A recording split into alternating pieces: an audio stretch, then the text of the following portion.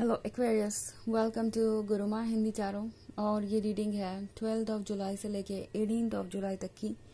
तो चलिए देखते हैं आपके लिए क्या मैसेजेस है इस वीक में और आप क्या एक्सपेक्ट कर सकते हैं अपनी लव लाइफ में। Messages for Aquarius.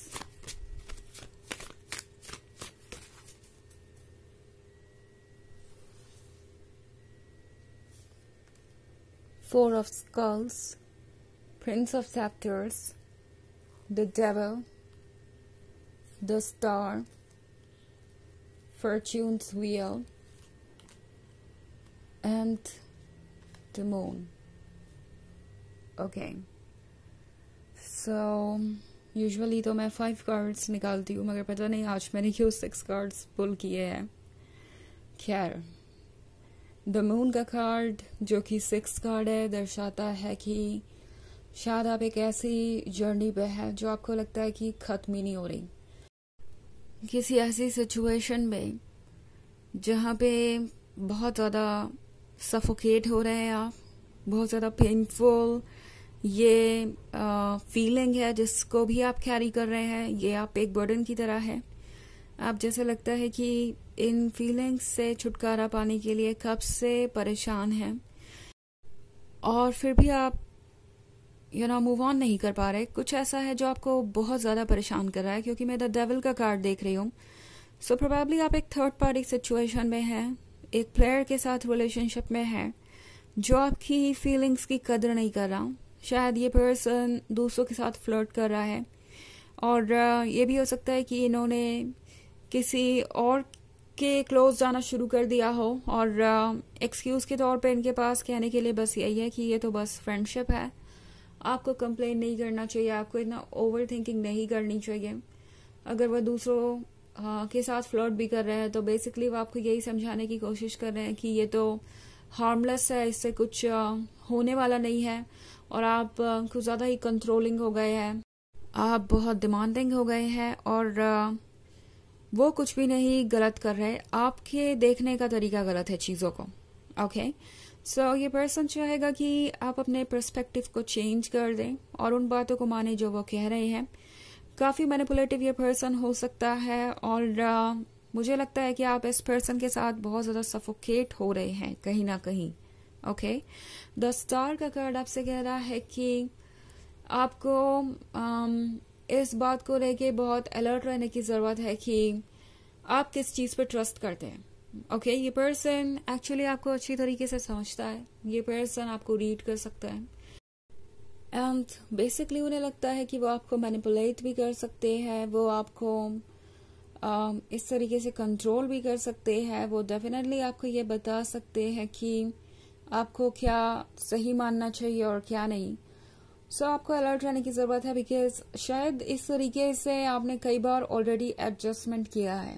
ओके, अपने पॉइंट ऑफ व्यू को बदलने की कोशिश की है। मे बी आप ये सोचने लगे हैं कि शायद वो आपसे सही कह रहे हैं और आपका ही पॉइंट ऑफ व्यू गलत है, आपका ही किसी चीज़ पे सवाल उठाना गलत है। सो शायद आप ऐसे कई सारे एडजस्टमेंट्स ऑलरेडी कर चुके हैं। ओके, आप शायद इस बात पे कन्विंस होते जा रहे हैं धीरे धीरे कि आपको शायद अपने अंदर चेंजेस लाने चाहिए। आई थिंक आप बहुत क्लियरली जानते हैं एक्वेरियस कि ये आप पे क्या असर डाल रहा है, इस तरीके का एडजस्टमेंट। ओके, मून बता रहा है आपके टूटे हुए दिल के बारे में, मून बता रहा है आपके खोए हुए रास्ते के बारे में, मून बता रहा है आपके अंदर के पेन के बारे में। सो प्रोबेबली जो सेक्रीफाइसेस आप कर रहे हैं वो एक तरीके से आपके सोल को और ज़्यादा रेस्टलेस बना रहे हैं, बेचैन बना रहे हैं और आपकी सोल चाहती है कि आप अपने लिए सोचें आप और ट्रुथ को देखें।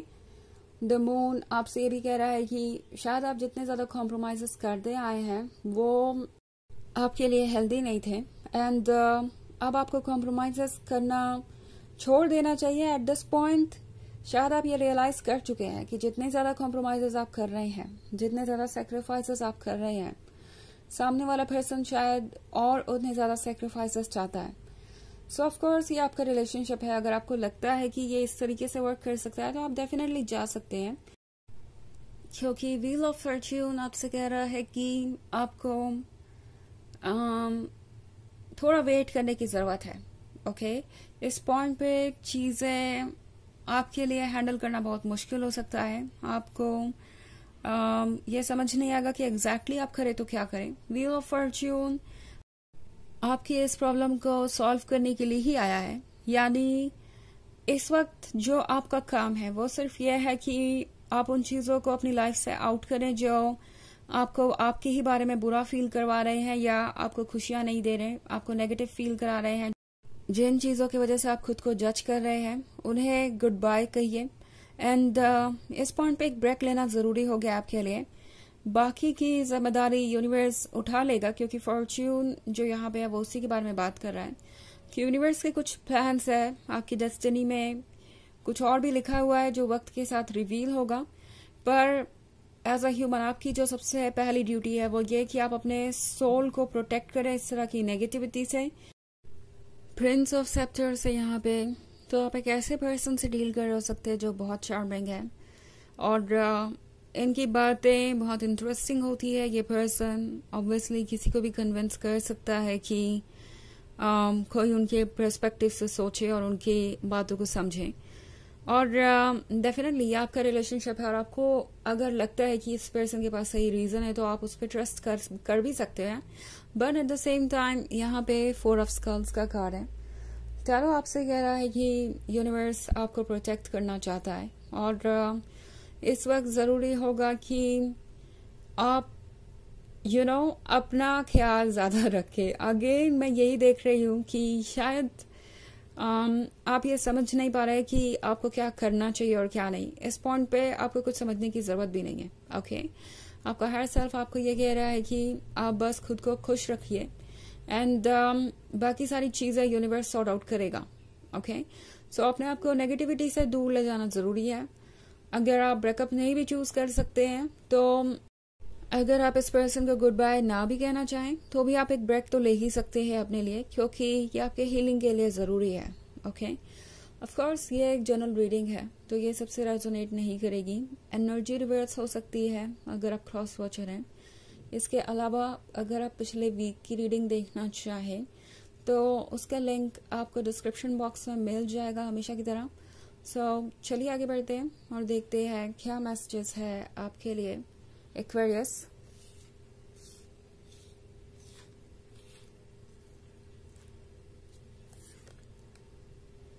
Eight of Skulls, the Hanged Man, Eight of Scepters, and 4 of Grails, Ace of Knives. Okay. So, 8 of Scepters का कार्ड है यहाँ पे। 8 of Scepters है किसी नए सिचुएशन में जंप करने के बारे में, किसी नई डायरेक्शन को लेने के बारे में, बिकॉज अगेन 4 ऑफ ग्रेल्स का कार्ड है। एक्वेरियस ये पर्सन शायद आपको ड्रेन कर रहा है, ये पर्सन शायद धीरे धीरे आपको बदलता जा रहा है और द हैंग्ड मैन के साथ अब आपको दिमाग से काम लेने की जरूरत है। टैरो बेसिकली आपसे यही कह रहा है। ऑल्सो 8 ऑफ स्कल्स का कार्ड है तो आप जो चाहे वो मैनिफेस्ट कर सकते हैं, यानी आप डेफिनेटली इस सिचुएशन से खुद को बाहर ला सकते हैं, हील कर सकते हैं। ऑल्सो जो भी आपको चाहिए वो आपको मिल सकता है, जैसा रिलेशनशिप आपको चाहिए वैसा मिल सकता है। बट मे बी ये वो पर्सन ही नहीं है जो आपको वो सब कुछ दे सके जिसके आप हकदार हैं। तो अब आपको शायद केयरफुली इसके बारे में सोचना चाहिए। ऑल्सो एस ऑफ नाइफ्स है तो शायद आप दोनों के बीच में साइलेंस भी है, या फिर ये पर्सन किसी पर्टिकुलर टॉपिक पे साइलेंट हो जाता है बिल्कुल कि वो कब कमिटमेंट देंगे, या जब भी कोई सीरियस बात होती है तो उस सिचुएशन में आपको सोचने की जरूरत है। चलिए देखते हैं आपके लिए ऑरेकल मैसेज क्या है।